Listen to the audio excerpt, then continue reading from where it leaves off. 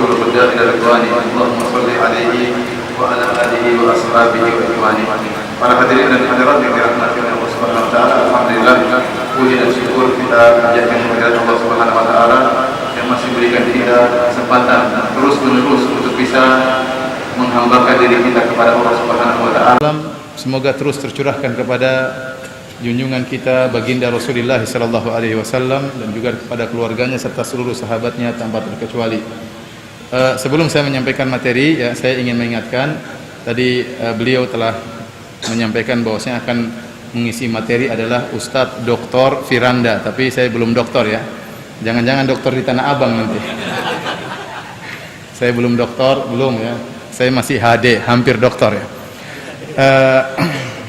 Ini sekedar ralat saja. Ya, mudah-mudahan saya juga cepat selesai ya, tinggal nunggu ujian aja. Para hadirin dan hadirat yang dirahmati Allah Subhanahu wa taala, kajian kita, topik yang akan kita angkat pada kesempatan kali ini adalah tentang kaedah-kaedah yang berkaitan dengan rizki. Kaedah-kaedah yang berkaitan dengan rizki. Pembahasan seperti ini menjadi lebih perlu untuk diketahui, terutama tatkala kita hidup di masa-masa krisis. Namun kita jangan sampai seperti orang-orang yang Allah sebutkan dalam Al-Quran, innal insana li rabbihi lakanud. Sungguhnya manusia itu berkeluh kesah kepada Rabbnya. Kata Hasan al-Basri, siapa? Yaitu yadhkuru al-masaib wa yansan ni'am. Itu orang yang selalu menyebut-nyebut musibah-musibah yang dia alami dan dia lupa akan nikmat-nikmat yang Allah berikan kepada dia. Selama ini Allah berikan nikmat, selama ini Allah berikan kemudahan, selama ini dia mendapatkan keuntungan berlipat ganda. Mungkin tahun-tahun ini dia mengalami masa sulit, maka jangan dia lupakan nikmat-nikmat pada tahun-tahun yang lalu yang Allah berikan kepada dia, dan terlalu banyak nikmat yang Allah telah berikan kepada dia meskipun dalam masa-masa krisis. Hendaknya kita senantiasa bersyukur kepada Allah apapun kondisi kita. Oleh karenanya pembahasan masalah mengenai rezeki terasa semakin penting di masa-masa seperti ini. Ada 4 perkara atau 4 kaedah yang perlu kita ketahui. Kaidah yang pertama, para hadirin dan hadirat yang dirahmati oleh Allah Subhanahu wa taala, kita harus yakin bahwasanya yang memberi rezeki kepada kita semata-mata hanyalah Allah Subhanahu wa taala. Ya, Allah Subhanahu wa taala yang memberi rezeki kepada para hambanya. Tidak ada pemberi rezeki selain Allah Subhanahu wa taala. Dan hal ini juga diakui oleh orang-orang musyrikin Arab. Orang-orang musyrikin Arab yang didakwahi oleh Nabi sallallahu alaihi wasallam supaya masuk Islam, mereka juga mengakui bahwasanya pemberi rezeki satu-satunya hanyalah Allah Subhanahu wa taala. Karenanya Rasulullah sallallahu alaihi wasallam berdalil dengan pengakuan mereka terhadap tauhid rububiyah, seakan-akan Nabi berkata, wahai kaum musyrikin Arab, kalau kalian mengakui bahwasanya yang memberi rezeki hanyalah Allah Subhanahu wa taala, kalau begitu hanya kepada Allah lah kalian beribadah. Ini diungkapkan dalam Al-Quran dalam beberapa ayat. Di antaranya Allah Subhanahu wa taala berfirman, "Qul may yarzuqukum minas sama'i wal ardi amman yamliku sam'a wal absara wa may yukhrijul hayya minal mayyit wa yukhrijul mayyita minal hayy wa may yudabbirul amr fasayaquluna Allah faqul afala tattaqun." Katakanlah wahai Muhammad kepada mereka, kepada orang-orang musyrikin, siapakah yang beri rezeki kepada kalian dari langit dan bumi? Siapa yang beri rezeki kepada kalian dari langit dan bumi? Dan siapakah yang menguasai pendengaran dan penglihatan? Dan siapa yang menghidupkan, yang mengeluarkan yang hidup dari yang mati dan yang mati dari yang hidup? Dan siapa yang mengatur alam semesta ini? Fasayaquluna Allah. Mereka berkata, yang mengatur semua ini, yang memberi rezeki adalah Allah Subhanahu wa taala. Maka faqul afala tattaqun. Kalau kalian mengakui hanya Allah satu-satunya pemberi rezeki, kenapa kalian berbuat kesyirikan? Kenapa kalian berbuat kesyirikan? Harusnya kalau kalian tahu hanya Allah pemberi rezeki, maka mintalah rezeki hanya kepada Allah Subhanahu wa taala. Demikian juga Ibrahim alaihissalam mengingkari kaumnya tatkala mereka menyembah berhala, ya, sementara berhala mereka tidak bisa memberi rezeki kepada mereka. Dan Nabi Ibrahim menyuruh mereka untuk mentauhidkan Allah Subhanahu wa taala karena Allah yang menciptakan mereka dan memberi rezeki kepada mereka. Kata Nabi Ibrahim, innal ladzina ta'buduna min dunillahi la yamlikuna lakum rizqa. Sungguhnya berhala-berhala yang kalian sembah tidak bisa beri rezeki kepada kalian. Fabtagu indallahir rizq. maka carilah rezeki di sisi Allah Subhanahu wa taala. Allah Subhanahu wa taala juga berfirman, "Ya ayuhan nas, udhkuru ni'matallahi 'alaikum." Wahai manusia, ingatlah nikmat yang Allah berikan kepada kalian. Hal min khaliqin ghairullahi yarzuqukum minas sama'i wal ard? Apakah ada Tuhan selain Allah yang memberi rizki kepada kalian dari langit dan bumi? Jawabannya tidak ada. La ilaha illa huwa fa anna tu'fakun. Tidak ada sembahan yang berhak disembah kecuali Allah Subhanahu wa taala. Bagaimana kalian bisa terpedaya? Dan ini ditujukan kepada orang musyrikin yang mengaku bahwasanya Allah pemberi rezeki. Oleh karenanya tatkala mereka tawaf di Ka'bah, mereka bertalbiyah tatkala mereka hajian. Orang-orang musyrikin mereka dahulu juga berhaji. Ya, mereka juga berhaji. Dan tatkala mereka berhaji mereka mengatakan labbaik Allahumma labbaik labbaik la syarika laka labbaik illa syarikan huwa lak tamlikuhu wa ma malak. Kata mereka, labbaik Allahumma labbaik, ya Allah kami penuhi panggilanmu ya Allah. Labbaik la syarika laka labbaik, ya Allah tidak ada syarikat bagimu illa syarikan huwa lak, kecuali syarikat yang kau izinkan, yang kau bolehkan, tamlikuhu wa ma malak, yang syarikat tersebut, berhala-berhala tersebut kau menguasainya, wa ma malak, dan dia tidak menguasai apa-apa. Oleh karenanya orang musyrikin dahulu tatkala mereka menyembah ya patung-patung orang soleh seperti apa namanya Lata itu seorang soleh. Kata Ibnu Abbas dalam Sahih Al-Bukhari, kana yalitu sawiq walil hujjaj. Dulu Lata itu kerjaannya membuat makanan dibagi-bagikan gratis kepada jemaah haji. Tatkala dia meninggal, dibuatlah patung di atas kuburannya. Akhirnya mereka beribadah kepada Allah dengan menjadikan patung ini sebagai perantara. Namun mereka tidak meyakini patung ini menciptakan alam semesta, patung ini beri rezeki kepada mereka, tidak sama sekali. Buktinya mereka membuat patung dari adonan dari gandum, mereka buat patung dari gandum.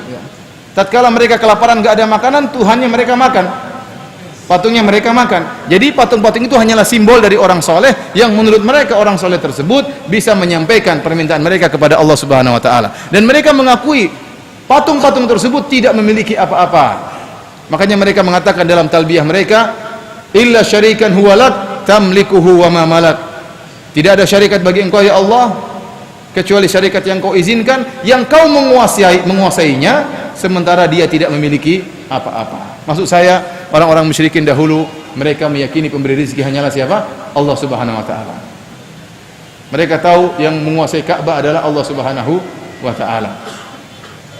Tapi para hadirin yang dirahmati oleh Allah Subhanahu wa taala, Allah Subhanahu wa taala membagi-bagi rezeki.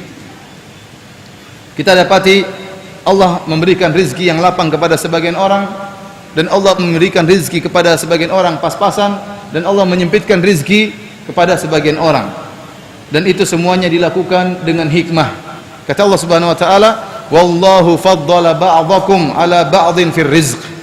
Allah yang telah menjadikan rezeki kalian berbeda dengan rezeki yang sebagian yang lain, bertingkat-tingkat dalam rezeki.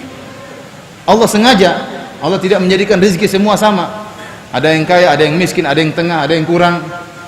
Semua sengaja dilakukan oleh Allah Subhanahu wa taala. Dalam ayat yang lain kata Allah Subhanahu wa taala, "Allahu yabsutur rizqa liman yasha'u min ibadihi wa yaqdir." Allah melapangkan rezeki kepada siapa yang Allah kehendaki daripada hamba-hambanya, dan Allah menyempitkan rezeki kepada hambanya yang Allah kehendaki. Pertanyaan, apa hikmah? Kenapa Allah membagi rezeki tidak sama? Kenapa tidak semuanya kaya sekalian? Kenapa tidak semuanya miskin saja? Kenapa tidak semua sedang saja? Kok ada yang kaya, ada yang sedang, ada yang miskin? Para ulama menyebutkan hikmah-hikmah kenapa ada perbedaan rezeki. Yang pertama, agar para hamba tahu bahwasanya Allah Subhanahu wa taala yang mengatur segala sesuatu, dan Allah berkehendak, dan Allah terserah Allah, mana yang mau dikasih kaya terserah Allah, yang dibuat miskin ya Allah terserah Allah, yang dibuat sedang hartanya terserah Allah, agar kita tahu bahwasanya semuanya di bawah aturan Allah Subhanahu wa taala. Dan Allah Maha Kuasa untuk menciptakan yang bervariasi. Ini banyak.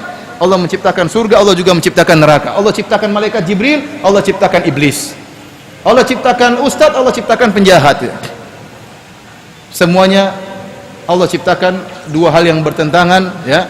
Semuanya ada hikmahnya yang Allah kehendaki. Kemudian yang kedua,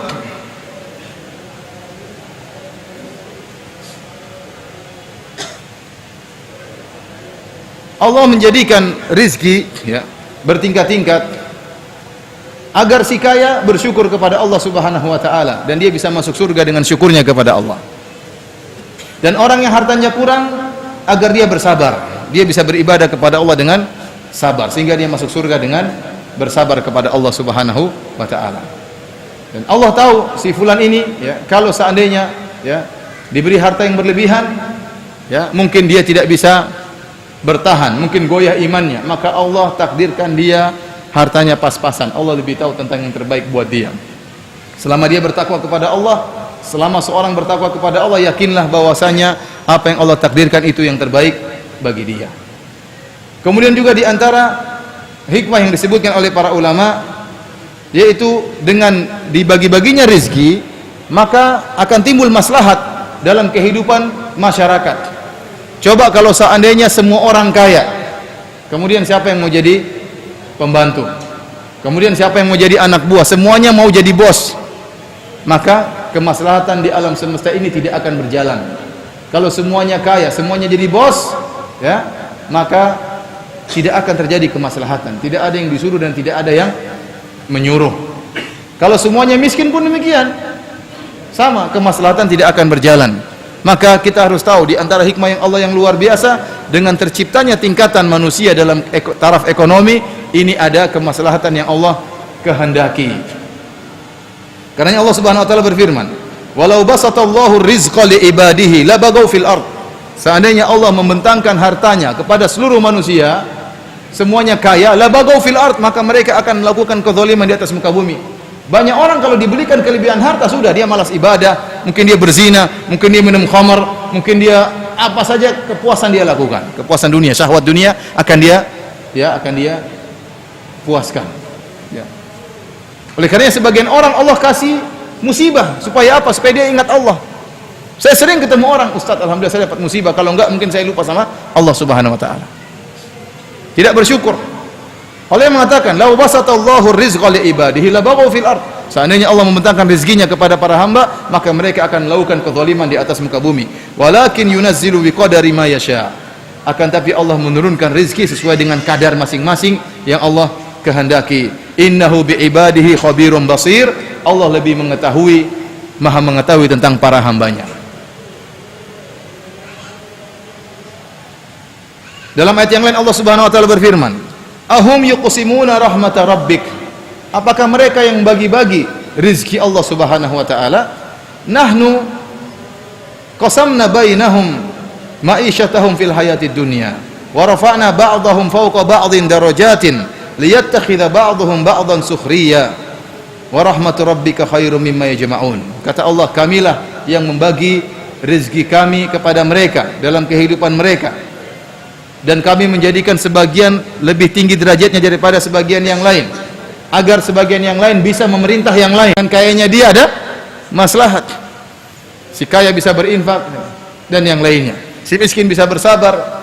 Si miskin malam-malam berdoa kepada Allah, ya Allah berikan rezeki kepada aku. Kalau diberi rezeki dia enggak pernah berdoa kepada Allah Subhanahu wa taala.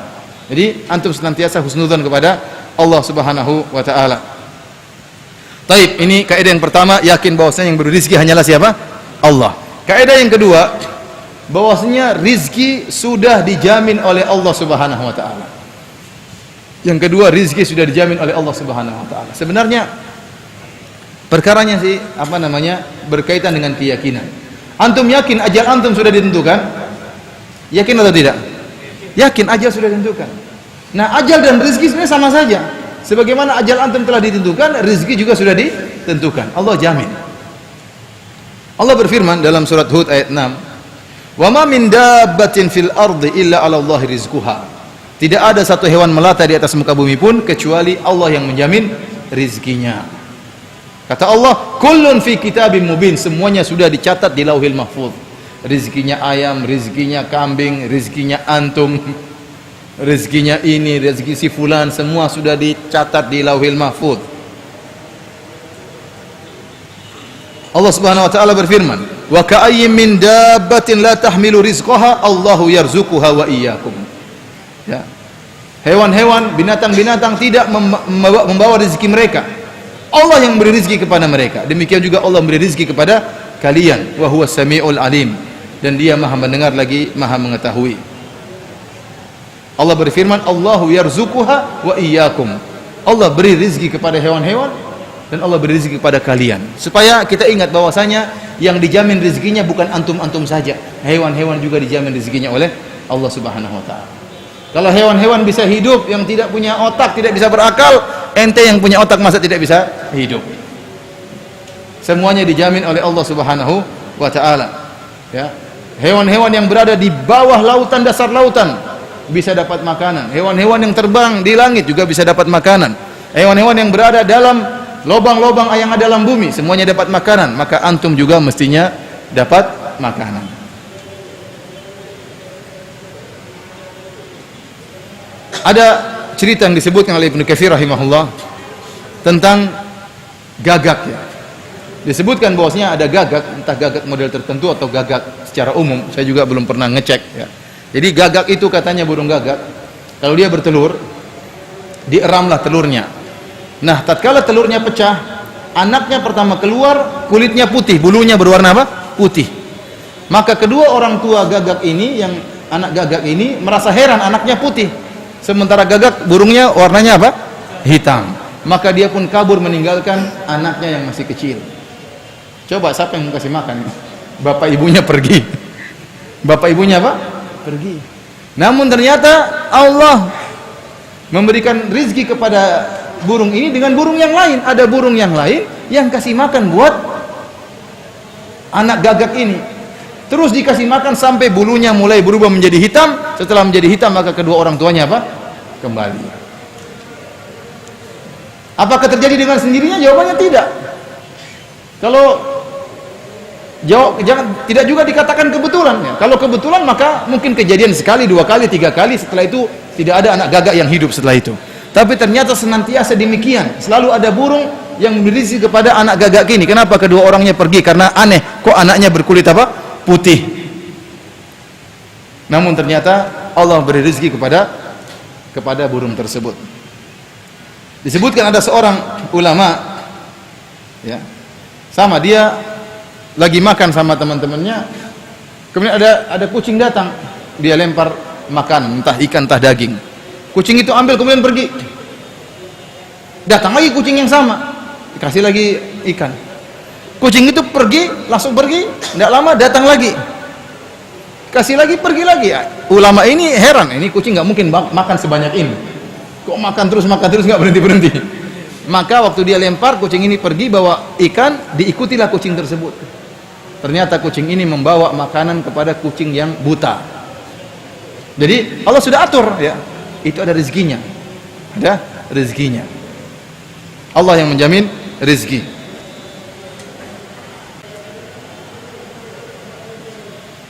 Nggak usah jauh-jauh, ya.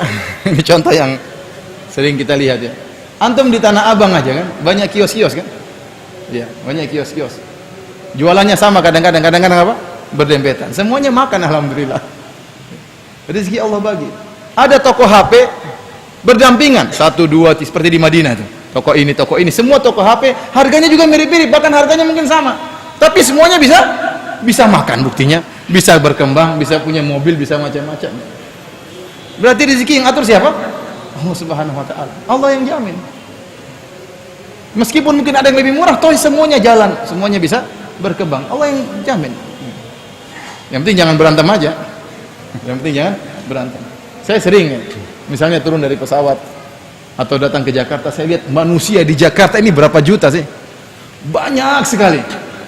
Tidak ada sawah ladang, tidak ada kebun-kebun, tapi semuanya bisa makan, bisa kenyang hari ini.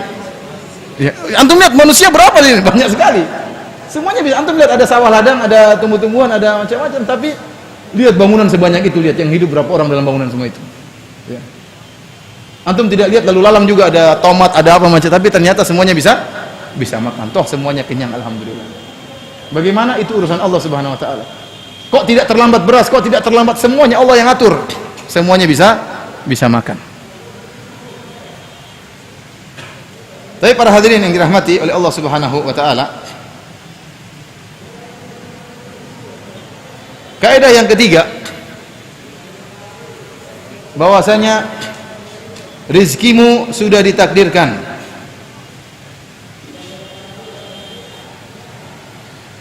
Bahwa rizkimu sudah ditakdirkan. Dan ini telah termaktub dalam banyak dalil. Di antaranya Rasulullah SAW bersabda, "Kataballahu maqadiral khalaiqi qabla an yakhluqas samawati wal ard bi 50,000 sana." Sungguhnya Allah telah mencatat takdir seluruh hamba sebelum Allah menciptakan langit dan bumi 50.000 tahun. Jadi sebelum Allah menciptakan langit 50.000 tahun, sebelum Allah menciptakan langit dan bumi, Allah sudah mencatat takdir seluruh hamba-hambanya. Siapa yang bakalan lahir, siapa yang akan hidup di atas muka bumi, rezekinya seberapa, ajalnya sampai kapan, semuanya telah dicatat oleh Allah Subhanahu wa taala. Dalam hadis yang lain, Rasulullah SAW bersabda, "Inna ahadakum yujma'u khalquhu bi batni ummihi 40 yawman." Sungguhnya salah seorang dari kalian penciptaannya dikumpulkan dalam perut ibunya selama 40 hari berupa nutfah, berupa air mani. Tatkala masuk di rahim, dia bertahan 40 hari berupa air mani.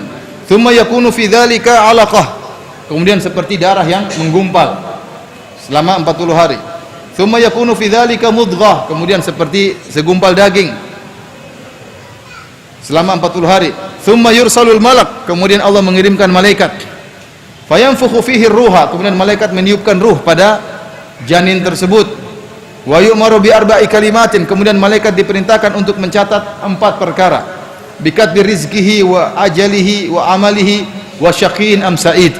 Dicatatlah malaikat mencatat ajal orang ini, rizki orang ini, amalnya bagaimana, bahagia atau sengsara, dicatat oleh malaikat. Jadi rizki kita sudah ditakdirkan. Tidak akan lebih daripada rizki yang sudah ditentukan. Ini harus kita yakini. Setelah datang ajal mereka, tidak bisa dimajukan dan tidak bisa dimundurkan, tepat pada waktunya. Nah, demikian juga rizki. Ajal seorang tidak akan selesai kecuali sampai sempurna sesuai dengan di Lauhil Mahfuz. Demikian juga rizki. Rizki juga sudah ditentukan, tidak akan seorang meninggal kecuali setelah sempurna rizkinya. Oleh karenanya kaidah yang keempat harus kita ketahui, rizki yang Allah sudah takdirkan kepada kita pasti sampai kepada kita. Yakinlah rizkimu tidak akan diambil orang lain, dan kau tidak akan mengambil rizki orang lain.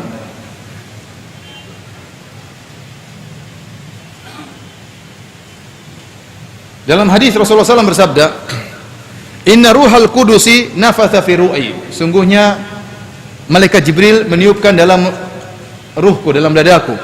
"Inna nafsan lan tamuta hatta tastakmila rizqaha." Sungguhnya satu jiwa pun tidak akan meninggal sampai dia sempurnakan rezekinya. "Fattaqullaha wa ajmilu fi talab." Kalau begitu perkaranya, bertakwalah kepada Allah dan baguskanlah kalian dalam mencari rezeki. Jangan mencari rezeki yang halal, jangan mencari rezeki yang haram. Karena rezeki sudah ditentukan. Disebut ada seorang soleh dia masuk masjid. Waktu dia masuk masjid, dia menitipkan ontanya atau himarnya kepada seorang di luar karena dia ingin sholat. Orang ini rupanya bawa lari kekangan onta atau kekangan himarnya dibawa lari, kemudian dijual di pasar 2 dirham. Setelah itu orang yang jual tadi jualan di dekat masjid, jual kekang yang sama. Maka setelah orang soleh itu sholat di masjid, dia keluar dan dia mengambil uang 2 dirham dengan niat untuk diberikan kepada orang yang dia titipkan tadi ontanya. Rupanya orang tadi mencuri dan dijual 2 dirham. Akhirnya dia berikan kepada orang lain. Intinya dia mengatakan rizki dia 2 dirham. Allah ingin memberikan kepada dia 2 dirham yang halal, namun dia mencari 2 dirham dengan cara yang haram. Rizkinya tidak berubah, sama saja 2 dirham. Sama saja 2 dirham. Cuma dia memperoleh 2 dirham dengan cara yang haram. Disebutkan ada seorang jatuh dari tempat yang tinggi. Tapi orang-orang kaget, orang ini jatuh dari tempat yang tinggi, dia belum meninggal. Kok belum meninggal? Kemudian dia kehausan, dia ingin minum susu atau secangkir air. Dibawakan air kepada dia, begitu dia minum, meninggal dunia. Berarti dia belum bisa meninggal. Kenapa? Masih ada rizki yang belum selesai. yaitu rezeki secangkir susu. Setelah dia minum baru meninggal dunia. Karena Rasulullah SAW mengatakan tidak akan seorang pun meninggal sampai rezekinya disempurnakan.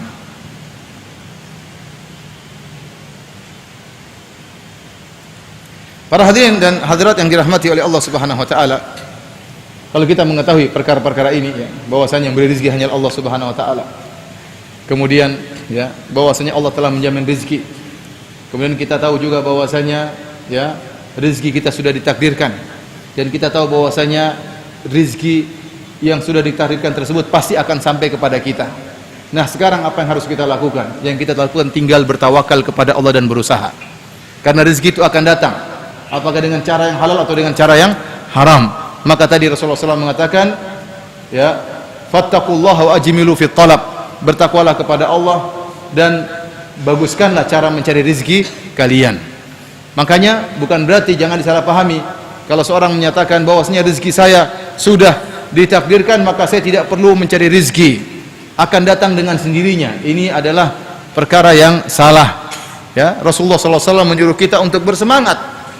Yang bermanfaat kita lakukan. Kata Rasulullah SAW, ihris ala ma yanfa'uk wasta'in billah. Maka bersemangatlah untuk mencari yang bermanfaat bagimu dan mintalah pertolongan kepada Allah Subhanahu wa taala. Nah, kalau pekerjaan kita adalah perkara yang halal, maka kita perlu bersemangat ya. Namun jangan sampai semangat kita berlebihan dalam perkara dunia sehingga kita lupa kepada akhirat. Intinya maksud saya, kita tatkala mencari rezeki perlu usaha. Adapun tidak berusaha maka ini cara yang salah. Ya, cara yang keliru. Seorang kalau ingin punya anak maka dia harus nikah. Kalau dia enggak nikah bagaimana dia punya anak? Emang akan muncul Nabi Adam yang kedua? Nabi Adam sudah selesai ya, tanpa bapak dan tanpa ibu. Nah, kalau kamu ingin punya anak maka kau harus nikah. Yang tidak nikah, yang sudah nikah saja belum tentu punya anak. Ya, oleh karenanya seorang berusaha, meskipun, dan ingat, waktu berusaha tersebut dia harus bertawakal kepada Allah. Makanya Ibnu Rajab mengatakan, seandainya seorang bertawakal kepada Allah dengan tawakal yang benar, disertai dengan sedikit usaha, maka Allah akan berikan rezeki kepada dia. Sekarang meskipun rezeki kita sudah ditakdirkan, kita tidak tahu rezeki kita seberapa. Kita tidak tahu rezeki kita seberapa.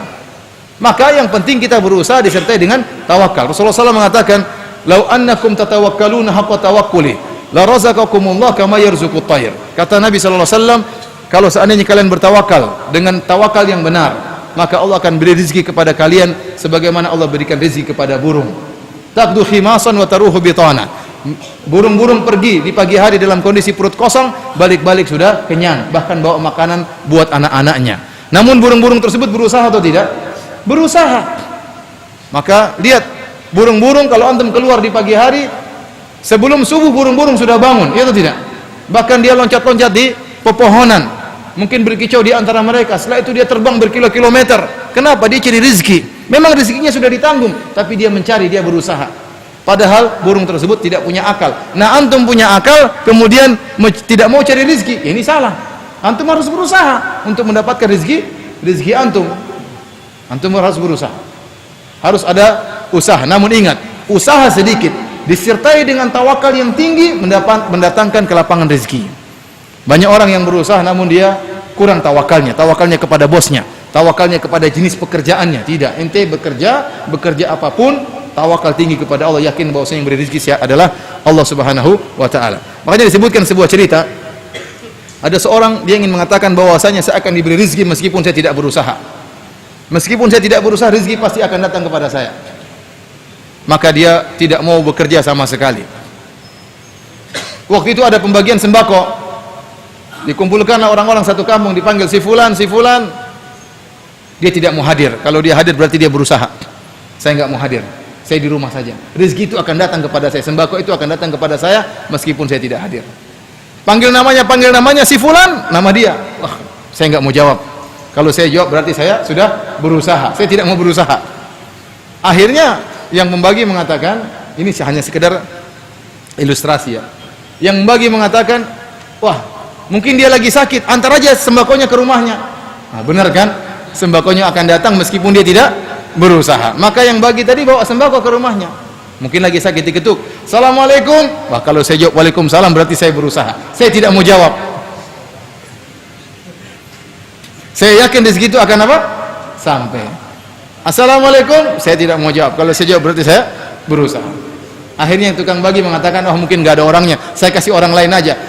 Waktu mau pergi dia ketakutan, akhirnya dia ada orang di dalam, akhirnya dikasih. Nah itu juga usaha.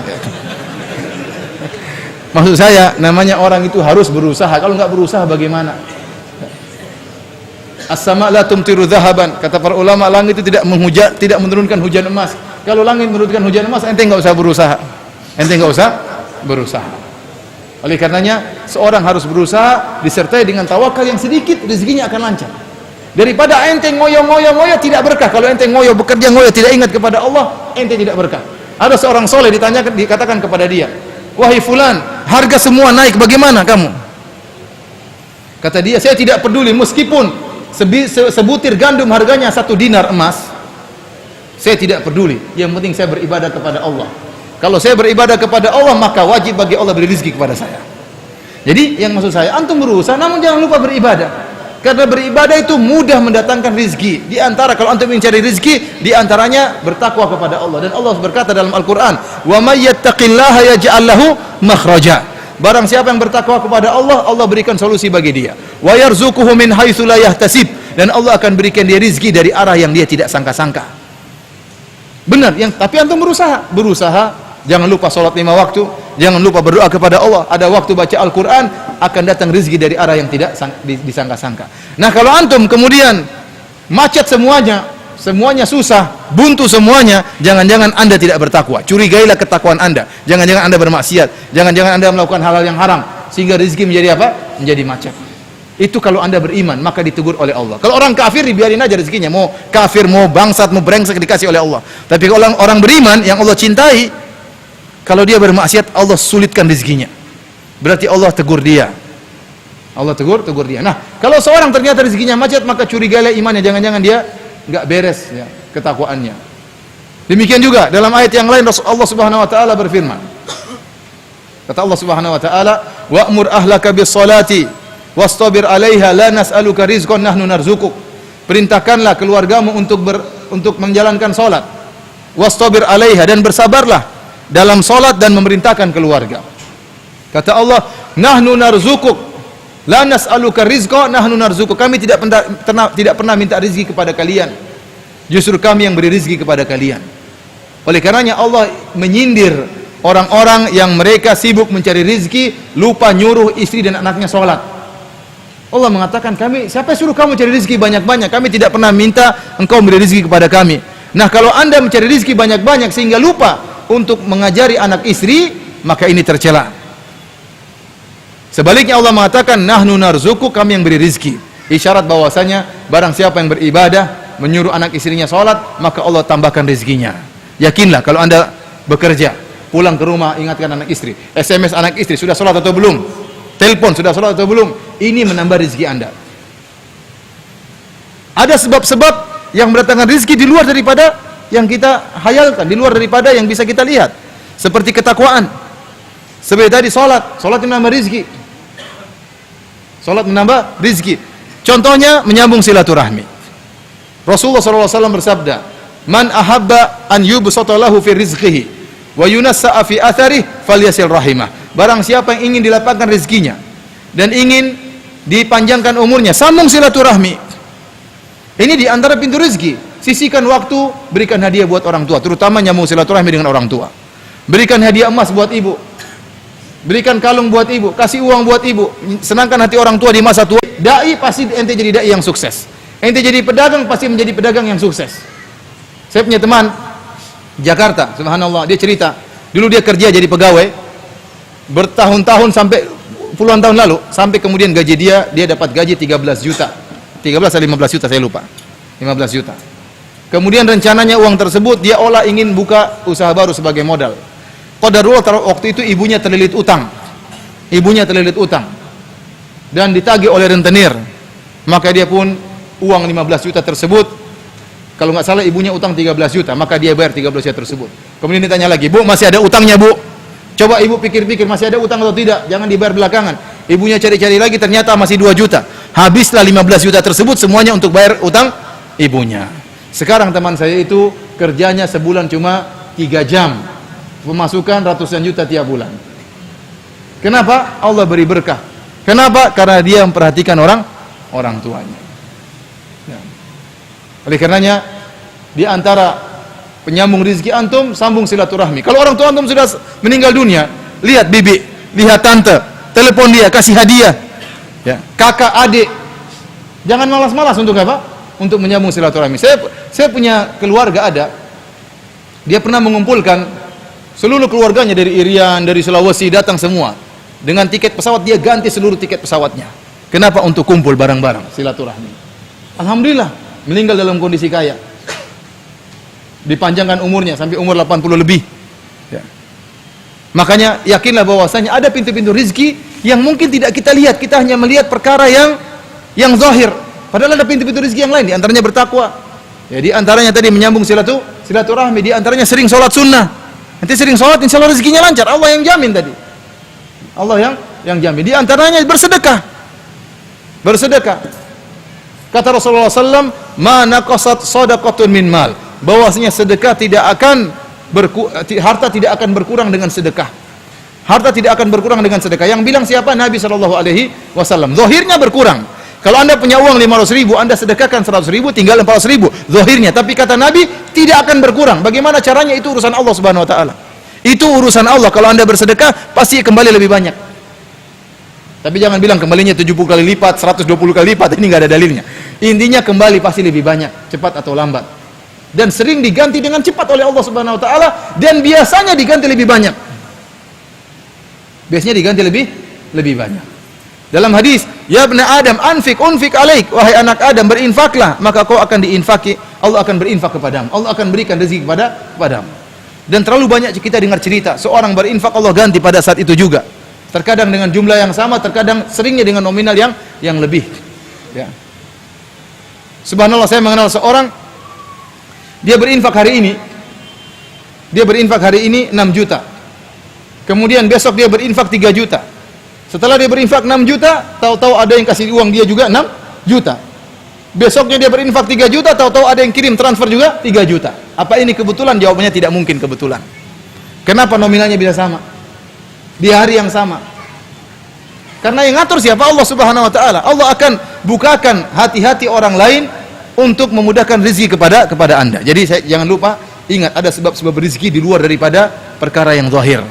Maka sisihkan waktu ya untuk bertakwa kepada Allah, sisihkan waktu untuk salat, dan jangan lupa untuk bersedekah. Niscaya rezeki anda ya akan ditambah oleh Allah Subhanahu Wa Taala.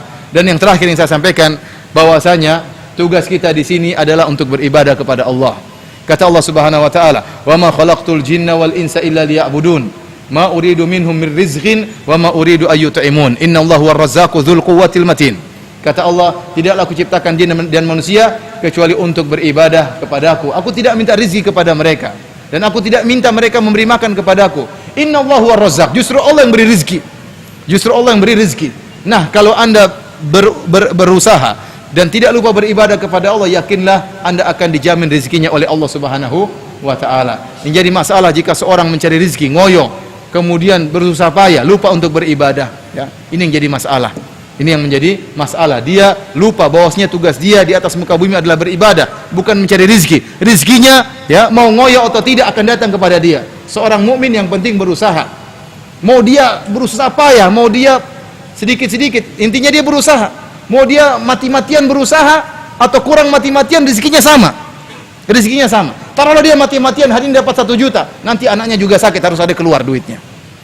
Maka kalau dia berusaha hari ini sesuai dengan waktu yang wajar, sisanya dia baca Quran, sisanya dia insya Allah Allah beri berkah. Insya Allah Allah beri berkah. Antum lihat ya, di antara bukti ketakwaan berpengaruh tentang rezeki. Sekarang bandingkan saja Indonesia dengan Arab Saudi. Arab Saudi itu tidak ada yang rajin. Ini benar ini. Antum pergi kantor-kantor, mana ada yang rajin kemudian bekerja banting tulang seperti kita, part time, tambahan time, dan time yang lainnya. Banting tulang, tapi subhanallah duitnya segitu-segitu aja. Di Arab Saudi orang santai-santai, minum kopi. Kita lagi setengah mati, dia sabar katanya minum teh dulu, ngobrol. Waktunya sholat, dia sholat. Memang dia ngawur bekerjanya, tapi rezekinya apa? Lancar. Mana Indonesia dibandingkan Saudi? Lebih kaya Indonesia. Indonesia semuanya ada. Minyak bumi ada, gas bumi ada, hutan ada, semua diekspor, bahkan perempuan pun juga diekspor jadi TKW. Saking banyak yang diekspor. Tapi tidak kaya-kaya. Kenapa? Kurangnya takwa saja. Supaya anak kasih keyakinan sama antum bahwasanya takwa itu berpengaruh dalam masalah rezeki. Allah yang mengatakan, "Wa may yattaqillaha yaj'al lahu makhraja." Barang siapa yang bertakwa, Allah berikan jalan solusi. Wa yarzuquhu min haitsu la yahtasib. Dan Allah berikan rezeki kepada dia dari arah yang dia tidak sangka-sangka. Maka antum berusaha, antum bekerja, waktunya salat, ya. Dan saya sampaikan kepada antum, Allah memuji dalam Al-Qur'an, Allah tidak memuji orang yang di masjid terus, yang baca Quran terus, yang zikir terus, tidak. Tapi yang Allah puji orang yang berdagang, orang yang bekerja, yang bertransaksi, tetapi jika datang panggilan Allah, dia salat. Kata Allah Subhanahu wa taala. Antum catat ayat ini biar antum tidak lupa-lupa. Ya. Jangan sedih jadi pedagang ya. Masuk surga tidak harus jadi ustaz. Dalam surat Nur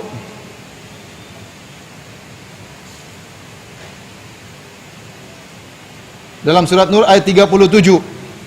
Surat 24 ayat 37. Surat ke-24 ayat 37. Kata Allah, "Rijalun la tulhihim tijaratun wala bai'un an dzikrillahi wa iqamis salati wa ita'iz zakah. Yakhafuna yawman tataqallabu fihi al-qulubu wal absar." Para lelaki yang mereka berdagang, mereka bertransaksi, tetapi perdagangan mereka dan transaksi mereka tidak melalaikan mereka dari mengingat Allah, dari salat. Ini yang Allah uji, Allah puji orang-orang seperti ini. Kenapa mereka hebat? Mereka harus cari rezeki. Kenapa? Karena mereka punya tanggung jawab untuk ngurus anak dan istri. Mereka harus bekerja. Kenapa? Mereka ingin menafkahi orang tua mereka.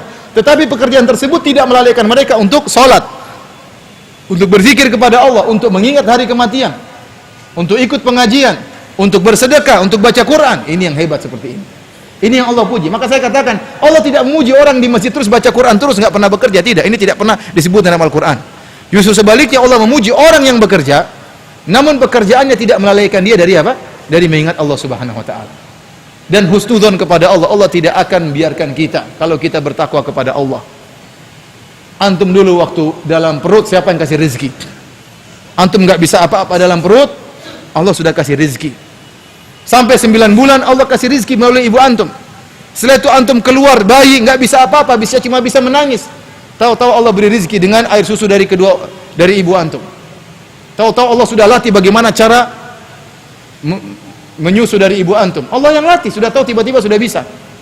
Allah kasih rezeki. Kemudian Allah kasih rezeki sampai ente besar, sampai kuliah, sampai lulus. Tahu-tahu takut, jangan-jangan saya nggak dapat rezeki. Kok bisa seperti itu? Kenapa sekarang sudah pintar, sudah lulus, sudah punya gelar, kok malah takut nggak dapat rezeki? Uang tuh antum masih kecil saja Allah kasih rezeki. Maka jangan seorang suudzon kepada Allah Subhanahu wa taala. Yang penting dia berusaha disertai dengan takwa, maka insya Allah Allah akan berikan dia kepada dia rezeki yang cukup bagi dia, ya, dan akan membahagiakan dia. Wallahu taala alam bisawab. Ya, ini saja mungkin yang bisa sampaikan. Kalau ada yang bertanya saya persilakan. 5 jam tidak ada yang mewajibkan antum. Yang penting mau saya waktunya salat. Pengajian seminggu sekali hadir. Tiap hari baca Quran jangan lupa. Ya. Antum dikumandangkan azan, datang pas kumandangkan azan salat. Setelah salat baca Quran 1 lembar 2 halaman. Kalau 5 kali sudah banyak, sudah 10 halaman. Alhamdulillah. Yang ingin belajar lebih nggak jadi masalah. Yang penting jangan sampai dia melalaikan kewajibannya. Yang penting anaknya, istrinya dia penuhi kewajibannya, maka nggak jadi masalah. Sisa waktunya dia gunakan untuk menuntut ilmu. Keadaan bermaksiat kepada Allah seperti mati dalam kondisi berzina, apa termasuk takdir yang Allah tetapkan? Iya, semua yang terjadi sudah ditulis di Lauhil Mahfuz. Di antara beriman kepada takdir, antuk minabil qadari khairihi wa syarrihi. Engkau beriman kepada takdir baik maupun takdir yang buruk, kita beriman. Dan jangan ada yang berkata, "Ustaz, kalau saya sudah ditakdirkan masuk neraka, buat apa saya beramal? Ustaz, kalau saya sudah ditakdirkan miskin, buat apa saya bekerja?" Jawabannya, kamu tidak tahu takdirmu. Kalau kau sudah tahu di Lauhil Mahfuz, kau pernah nengok Lauhil Mahfuz, saya di neraka, sudah ente nggak usah beramal, percuma. Tapi kalau ente nggak tahu, kenapa ente bilang saya masuk neraka? Anggap saja ente masuk surga beramal soleh. Oleh karenanya, karena kita tidak tahu apa takdir kita, maka tugas kita adalah berusaha. Kita tidak tahu bagaimana nasib kita. Ya. Dan seorang anak dalam kehidupan rumah tangga adalah rezeki. rezeki Allah yang diharapkan. Sejauh mana ikhtiar yang harus diupayakan suami istri terkait dengan keyakinan kaidah bahwa rezeki sudah ditetapkan oleh Allah Subhanahu wa taala. Ya, benar. Jadi anak rezeki. Anak itu datang kepada kita adalah rezeki buat kita dan Allah sudah tentukan rezekinya. Makanya Allah mengatakan wala taqtulu auladakum khasyata imlaq. Nahnu narzuquhum wa iyyakum. Janganlah kalian membunuh anak-anak kalian karena takut miskin. Sungguhnya kami yang menjamin rezekinya, rezeki mereka dan rezeki kalian. Dan subhanallah sudah terbukti. Coba antum tanya teman-teman antum, semakin banyak anak semakin banyak rezeki atau tidak? Saya tanya sama antum, coba antum bandingkan waktu antum masih muda, masih belum punya anak dengan sekarang sudah punya anak. Mana rezekinya lebih lancar? Hah? Ini kenyataan saja, kita survei. Coba antum ingat, sekarang yang punya anak 3 angkat tangan. Yang 3 dan di atas lebih daripada 3. Saya bukan tanya istri 3 ya, anak 3. Yang punya anak 3 dan lebih daripada 3 angkat tangan. Baik. Sekarang saya tanya, mungkin ada yang keluar dari kaidah, tapi saya tanya, coba dia ingat waktu dia belum nikah dengan punya anak 3, mana rezekinya lebih lancar?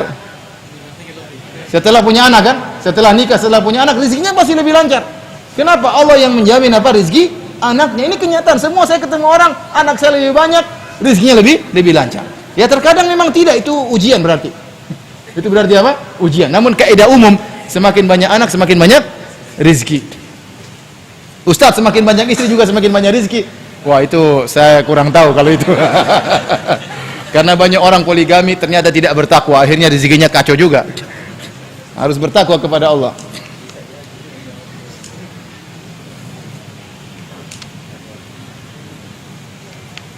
Apakah rezeki kita yang sudah ditakdirkan oleh Allah bisa kita rubah dengan kerja keras? Jawabannya tidak. Rezeki sudah ditentukan itu saja. Ya. Namun bukan berarti namun kita tidak tahu berapa nominal rezeki kita. Maksud saya Anda bekerja, yang suruh Anda bekerja siapa? Nabi SAW. Itu disebut dengan tawakal, berusaha namun menyerahkan kepada Allah Subhanahu wa taala, ya. Dan Allah akan mengarahkan Anda kepada rezeki Anda. Oleh karena saya katakan tadi, bisa jadi Anda bekerja, rezeki ente banyak hari ini, tapi nanti kalau rezekinya sudah ditentukan, mungkin ada anak yang sakit, mungkin ada pengeluaran ini, toh nanti kembali lagi sesuai dengan rezeki yang ditentukan oleh Allah Subhanahu wa taala. Maksud saya silakan berusaha, silakan bekerja keras, tapi jangan tinggalkan kewajiban. Jangan tinggalkan sholat. Jangan tinggalkan berbakti kepada orang tua. Sisihkan waktu jenguk orang tua, sisihkan waktu telepon orang tua, sisihkan waktu berikan hadiah kepada orang tua, ya. Saya katakan tadi, lihat Saudi dengan Indonesia. Indonesia kerja mati-matian, banting tulang, banting kepala, semuanya dibanting. Rezekinya segitu-segitu saja. Iya atau tidak? Tidak. Di Saudi alhamdulillah rumah sakit gratis, sekolah gratis, ya. Makanan murah. Ya. Padahal lebih kaya negara kita daripada sana. Orang bilang tanah kita tanah apa? Surga. Dulu. Kalau mau jadi surga lagi harus bertakwa. Harus apa? Bertakwa. Indonesia yang kurang apa? Kurang jujur aja, kurang jujur.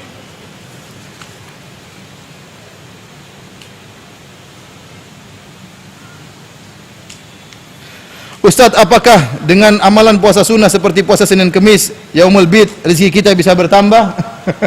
Sekarang semuanya amalan harus ada poin lebihnya. Antum pokoknya bertakwa kepada Allah, ya. Insya Allah rezeki lancar. Yang penting maksudnya bertakwa dan bekerja. Jangan puasa doang tidak bekerja. Pergi ke toko-toko, jualan-jualan, waktunya sholat-sholat, rezekinya Allah atur. Kalau ingin puasa sunnah, alhamdulillah, ya. Yang penting sempat baca Quran tiap hari. Bagaimana seorang muslim lewat tidak ada satu halaman dia baca tiap hari? Orang muslim bagaimana? Jauh dari Allah Subhanahu wa taala. Baca Facebook berjam-jam kuat, baca WhatsApp ketawa ketiwi kuat, baca Quran baru setengah jam sudah ngantuk. Satu halaman sudah apa? Ngantuk. Tidak kuat. Maksud saya bekerja, mau puasa sunnah, mau sedekah, semua yang bertakwa, semua yang berkaitan dengan ketakwaan secara umum menambahkan rezeki kepada kita.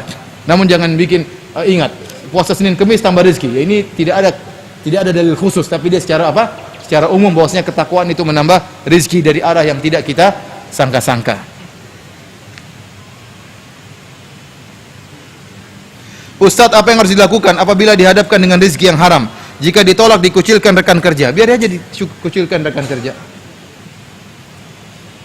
Biar aja dikucilkan rekan kerja. Ente makan yang haram, ya. Kullu lahmin nabata an suhtin fannaru aula bihi. Setiap daging yang tumbuh dari hal yang haram, maka neraka lebih utama untuk membakarnya. Hati-hati, jangan.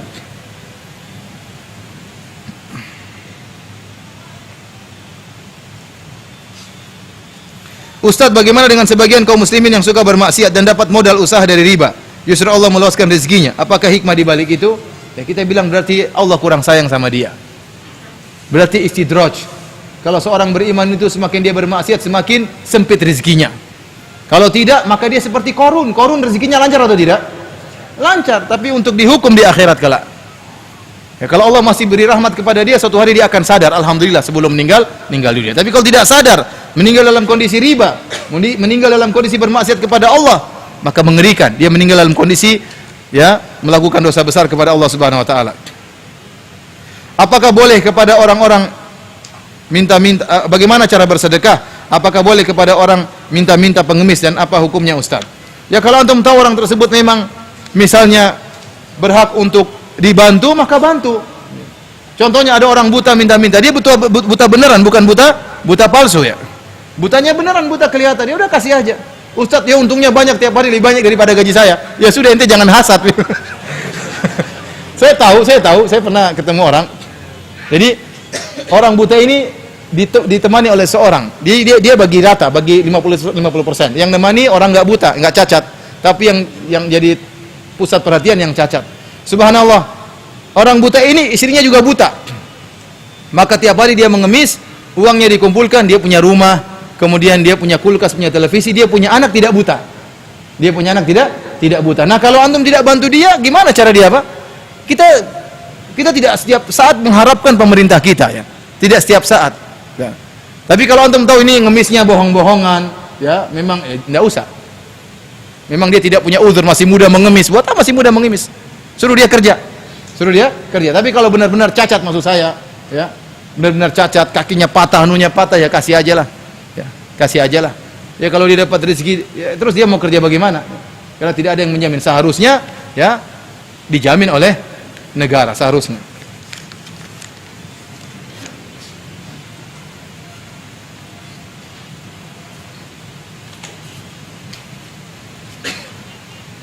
Untuk rezeki kita lancar, kita memperbanyak zikir istighfar. Iya, benar. Dan perbanyak sholat duha. Adapun sholat duha tidak ada dalilnya secara khusus. Ya, intinya sholat duha dan sholat-sholat yang lainnya termasuk dalam ketakwaan. Tetapi di antara hal yang memudahkan rezeki adalah istighfar, perbanyak istighfar. Oleh karena Hasan Al-Basri rahimahullah pernah didatangi oleh seorang. Oh Hasan Al-Basri, rezeki saya kurang. Kata Hasan Al-Basri, banyak istighfar. Ada yang datang, wahai Hasan Al-Basri, saya sudah lama menikah tidak punya anak. Kata Hasan Al-Basri, banyak istighfar. Ada yang mengatakan, ya Hasan Al-Basri, kebun saya kering, tidak turun hujan. Hasan Al-Basri, istighfar. Ya. Kemudian setiap orang nanya, jawabannya apa? Istighfar. Dalilnya apa? Dalilnya dalam surat Nuh.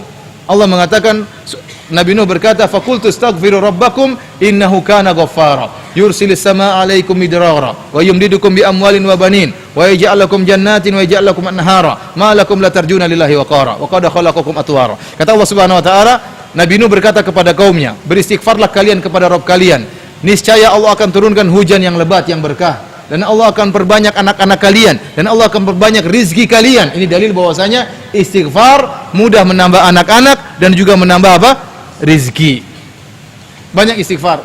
Kesulitan apapun yang kita hadapi, banyak istighfar. Karena tidak ada kesulitan, kesialan yang menimpa kita kecuali karena maksiat yang kita lakukan. Maka tidak akan terangkat kesulitan tersebut. Tidak terangkat kesialan tersebut kecuali kalau kita beristighfar dan bertobat kepada Allah Subhanahu wa taala.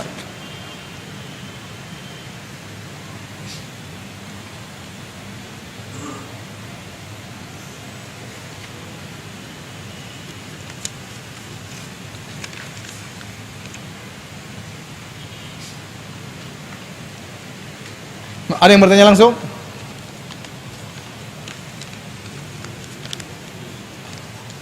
Kalau tidak ada jam kepada bank dalam rangka untuk mengembangkan bisnisnya, segera bertobat kepada Allah, segera lunasi secepatnya.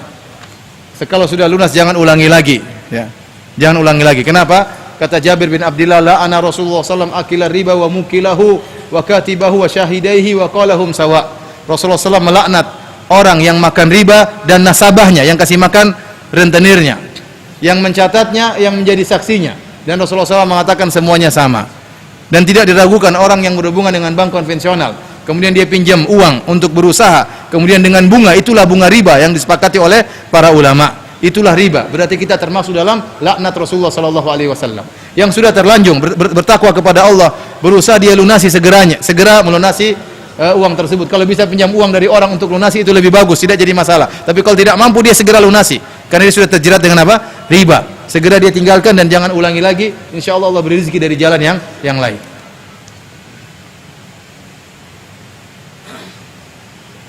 Warahmatullahi wabarakatuh. Rezeki itu banyak ya. Tetapi konotasi orang-orang tatkala mendengar rezeki, maksudnya apa? Rezeki apa? Berupa harta.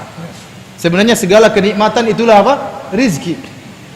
Kesehatan itu rezeki yang mahal. Punya anak, punya istri, rezeki yang mahal. Ya. Diberi waktu luang, itu rezeki yang mahal. Bisa beribadah, itu rezeki yang mahal. Ya. Namun saya katakan tadi, konotasi orang, mereka menyangka namanya rezeki itu cuma sekedar apa? Materi. Dan itu juga merupakan apa? Rezeki. Itu juga merupakan rezeki. Oleh karenanya tatkala kita mengetahui rezeki itu bukan cuma materi, tetapi lebih luas, segala kenikmatan itu adalah rezeki, maka kita lebih mudah untuk bersyukur kepada Allah Subhanahu wa taala ya. Kita lebih mudah untuk bersyukur kepada Allah Subhanahu wa taala. Dan sering saya sampaikan, yang antum cari kebahagiaan di atas muka bumi ini. Ya akhi, bahagia tidak mesti kaya. Bahagia tidak mesti kaya. Saya sering lihat ada supir yang lebih bahagia daripada majikannya. Ada supirnya santai. Saya pernah dijemput sama orang supir ya. Waktunya dia pergi, Ustaz sebentar ya Ustaz, saya mau ke masjid ngapa? Salat apa? Duha. Supir salat apa? Duha. Majikannya pusing mikir, wah ini masalah gini-gini. Supirnya santai-santai aja.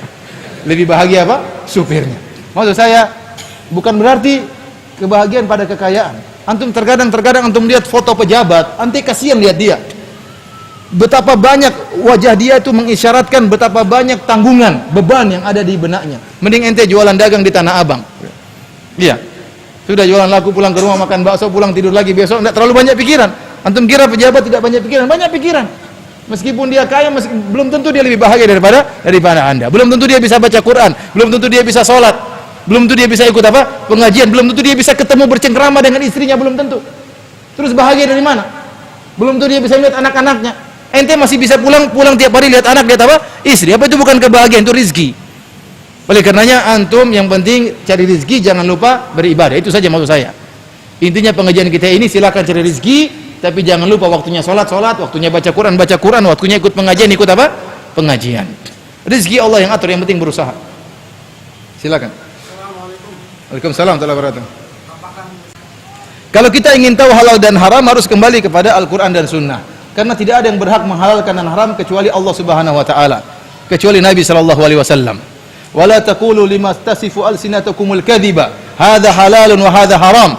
Kata Allah, janganlah kalian mengucapkan dengan perkataan dengan lisan kalian yang dusta, kalian mengatakan ini halal, ini haram. Litaftaru 'alallahil kadhib, karena kalian berusaha atas nama Allah. Oleh karenanya barang saya mengatakan halal atau haram, ternyata tidak ada dalilnya, berarti dia telah berusaha atas nama Allah Subhanahu wa taala. Nah, sekarang kita bertanya, musik haram atau tidak? Kita cek. Dalam Al-Quran ada atau tidak? Dalam hadis ada atau tidak? Ternyata dalam Al-Quran Allah sebutkan dalam surat Luqman, wa minan nasi may yashtari lahwal hadithi liyudilla an sabilillah. Di antara manusia ada yang membeli ya lahwal hadith, perkataan yang sia-sia untuk menyesatkan manusia dari jalan Allah. Para sahabat menafsirkan yang dimaksud dengan perkataan sia-sia adalah lagu yang disertai dengan musik. Lagu yang disertai dengan apa? Musik. Dalam Sahih Bukhari Rasulullah SAW mengatakan, la yakunanna aqwamun min ummati yastahilluna al-hira wal harira wal khamra wal ma'azif. Akan ada dari umatku suatu kaum yang mereka menghalalkan zina, menghalalkan kain sutra bagi lelaki, menghalalkan khamr, bir, dan menghalalkan alat-alat musik. Oleh karenanya 4 mazhab ya, baik mazhab Hambali, baik mazhab Syafi'i, baik mazhab Maliki ya, baik mazhab Hanafi, semuanya mengharamkan musik, dan ini ijma. Antum buka buku fikih Syafi'i, buku apa saja, mau kitab karangan Imam Syafi'i, atau kitabnya Imam Nawawi, Majmu' Syarah Al-Muhadzab, atau kitab-kitab yang lainnya, kalau mereka sudah bahas alat musik, mereka haramkan. Oleh karena Imam Syafi'i dalam kitab mengatakan, jika ada orang kafir masuk di rumah kita, kemudian curi alat musik, maka tidak boleh dipotong tangannya. Kenapa? Hukumnya sama seperti dia mencuri khamr dari rumah kita. Hukumnya sama dia mencuri babi dari rumah kita. Imam Syafi'i menyamakan antara babi, khamr, dan alat musik hukumnya sama-sama haram. Kalau dicuri maka tidak boleh pencurinya dipotong tangan, karena dia mencuri barang yang haram. Demikian juga Imam Syafi'i mengatakan, kalau ada orang dalam kitab kalau ada seorang masuk di rumah seseorang, kemudian seorang muslim dimasuki oleh orang kafir, kemudian ada alat musik dia hancurkan, maka tidak boleh diminta ganti rugi. Kenapa? Karena dia telah menghancurkan peralatan yang haram. Makanya kalau antum masuk misalnya di toko-toko alat musik, antum hancurkan, kemudian antum bawa perkataan Imam Syafi'i, ini Imam Syafi'i mengatakan tidak usah diganti. Iya, tidak usah diganti, tapi ditangkap polisi ya. Para hadirin Allah Subhanahu wa taala, saya mungkin antum kaget, ada sebagian antum kaget kok musik haram. Saya pun kaget seperti antum. Saya dulu pemusik, saya juga dulu main-main band. Saya tiap hari tidak bisa tidur kecuali dengar musik, kecuali main musik. Dan tidak mudah untuk melepaskan, tapi tatkala saya tahu hukumnya haram, saya tahu hikmahnya benar. Orang yang main musik pasti lalai. Pasti lalai. Dan apa musik-musik? Taruhlah musik itu halal. Taruhlah musik halal. Antum lihat, musik yang tersebar apa sih? Isinya cinta-cinta, suami istri, ditinggal kekasih, kemudian nunggu pacar, nunggu cewek. Semua itu isinya gitu semua. Di mana? Di mana mau jihad kemudian tunggulah. Ini mau jihad gimana? Joget-joget dulu, enggak nyambung. Oleh karenanya bikin orang lemes, bikin orang loyo, bikin orang cengeng. Itu semua gara-gara apa? Aslinya akhirnya istri pun tidak mau dipoligami. Gara-gara apa? Terlalu banyak nonton apa? Dengar-dengar musik-musik seperti itu. Mau saya ini bercanda. Mau saya kenyataan isi musik seperti itu. Apa yang ente harapkan? Coba ente cari musik Islami berapa persen sih? Musik Islami nggak sampai 1%, itu pun orang malas dengar. Mana musik Islami dibandingkan dengan Bon Jovi, dengan Axl Rose? Nggak ada apa-apanya, nggak enak sama sekali. Orang lebih tertarik dengan musik-musik yang hebat-hebat. Maka kalau kita bilang musik pun asalnya halal, kebanyakannya juga apa? Haram. Apalagi musik hukum asalnya apa? Halal. Kemudian kita pun bertasyabuh dengan orang Nasrani. Orang Nasrani beribadah dengan alat musik, dan kita tidak boleh bertasyabuh dengan orang Nasrani, terutama dalam peribadatan. Dan semua ulama mengharamkan. Imam Syafi'i, Imam Nawawi, Ibnu Hajar Al-Haytami dalam kitabnya Az-Zawajir an Iktirafil Kabair, peringatan terhadap dosa-dosa besar, dia masukkan main musik dalam dosa besar. Dia masukkan musik dalam dosa besar. Saya dulu tiap hari main musik. Dungdang sama cewek-cewek mencundung, kemudian azan duhur saya berhenti. Saya rajin sholat waktu itu. Beneran nih, saya tidak bohong. Jadi begitu wajiban sholat, berhenti. Saya sholat dulu. Sholat hati ini hancur, gimana ente? Ente mau khusyuk sholat baru gini-gini, nggak bisa ente mau. Hati hancur dipenuhi dengan apa? Musik. Dia ente mau nangis, sementara nanti ente isinya drum band dan macam-macamnya. Sampai saya gelisah, kok bisa demikian? Saya merasa nggak serak waktu itu. Padahal yang saya nyanyi terkadang lagu kasidah, dan saya waktu itu juara kasidah, juara 1 lagu Islami. Tapi rusak hati ini. Hati ini apa? Rusak. Bagaimana kalau saya nyanyi lagu-lagu metal, lagu rock and roll, lagu jazz dan macam-macamnya? Yang tadi saya katakan, musik itu kebanyakannya rusak. Oleh karenanya kalau dia haram, wajar-wajar saja. Wajar-wajar saja. Apalagi musik itu sendiri hukumnya apa?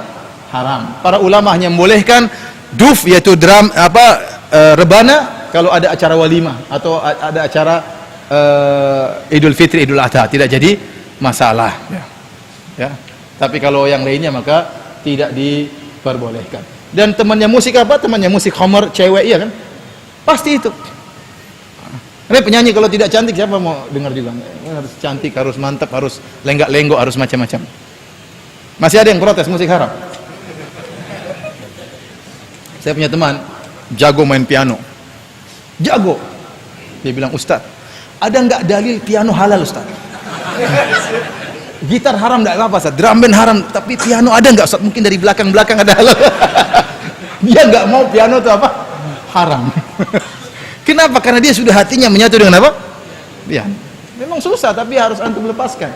Dan insya Allah bisa antum apa? Lepaskan. Kalau sudah terlepas dari musik, ente lebih tenang. Ente kira musik bikin tenang? Tidak. Tenang itu baca Quran. Ente kira tidur dengan musik bikin tenang? Tidak tenang. Hati, ketenangan di hati yang beri kebahagiaan siapa? Allah Subhanahu wa ta'ala. Terlanjur segera apa?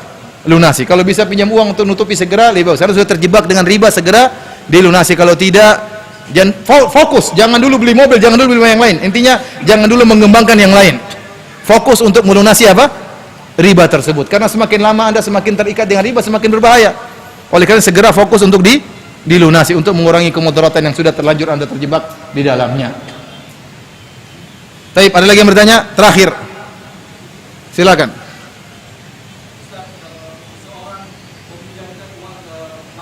Terus? Terus? Terus? Ya terserah dia. Ya. Dia niatkan ikhlas ya. Terus temannya bayar ya. Kalau dia terima berarti sudah tidak dapat pahala. Dia kan niatnya tadi ingin mengikhlaskan ya. Kalau dia terima dia tidak berdosa, dia tidak apa? Berdosa. Tapi dia tidak mendapatkan ganjaran melunaskan utang saudara. Di antara dalam hadis Rasulullah SAW mengatakan, wa ahabul a'mali ilallah, dan amalan yang paling dicintai oleh Allah Subhanahu wa taala, sururun tudkhiluhu fi qalbi muslim, yaitu rasa senang yang kau masukkan dalam hati seorang muslim. Di antaranya au taqdi anhu dainan, atau kau lunaskan hutangnya. Di antara amalan yang mulia, kita melunaskan hutang teman kita atau kita mengurangi hutang teman kita. Harusnya teman kita hutangnya 100 juta sama kita bilang bayar aja 70 juta, 30 juta saya ikhlaskan. Nah, kalau ternyata dia bayar semua, kita terima semua, berarti pahala tersebut hilang. Tapi kita dapat pahala niat.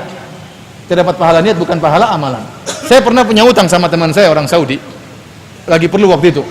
Teman saya waktu safar, saya telepon, ya akhi, saya butuh uang. Saya nggak tahu pinjam kemana. Saya tidak punya kenal waktu itu ya. Maka teman saya bilang, ya sudah, ada uang. Kamu ke Masjid Nabawi, nanti ketemu si Fulan. Nanti dia kasih kamu amplop, itu dari saya. Akhirnya saya datang ke Masjid Nabawi, dikasih amplop beberapa ribu real. Saya ambil. Waktu itu kemudian setelah bulan Ramadan, saya bilang insya Allah dalam sebulan 2 bulan saya ganti. Pas bulan Ramadan saya dapat rezeki. Maka saya telepon dia, saya SMS, saya telepon nggak diangkat, saya SMS. Akhi, saya ingin bayar utang, alhamdulillah Allah kasih rezeki. Saya mau bayar utang. Kemudian dia kirim SMS kepada saya. Dia bilang, wahai Firanda, di antara amalan yang terbaik adalah menyenangkan hati saudara. Dan saya senang kalau kamu terima uang tersebut sebagai hadiah dari saya. Karena kau telah menyenangkan saya. Yang menyenangkan siapa ini ceritanya? Jadi subhanallah, dengan tawadhu'nya dia mengatakan, terimalah uang tersebut karena itu hadiah dari saya, dan menerima hadiah itu menyenangkan hati apa? Saya. Kalau begini caranya saya nggak bisa ngutang lagi. Setelah itu saya nggak bisa ngutang lagi sama dia. Kenapa? Kalau saya pinjam nanti kalau nggak mau diganti, nggak enak ngutangnya, cari orang lain lagi minta utang. Demikian saja para hadirin Allah Subhanahu wa taala kajian kita. Jangan lupa cari rezeki, silakan, perhatikan anak istri, jangan lupa beri hadiah buat orang tua, buat bapak ibu, jangan lupa telepon tante, telepon paman, telepon bibi, adik-adik, kakak, ditelepon semua, kasih hadiah, ini menambah rezeki, cari rezeki, dan jangan lupa beribadah kepada Allah Subhanahu wa taala. Wabillahi taufik wal hidayah. Assalamualaikum warahmatullahi wabarakatuh.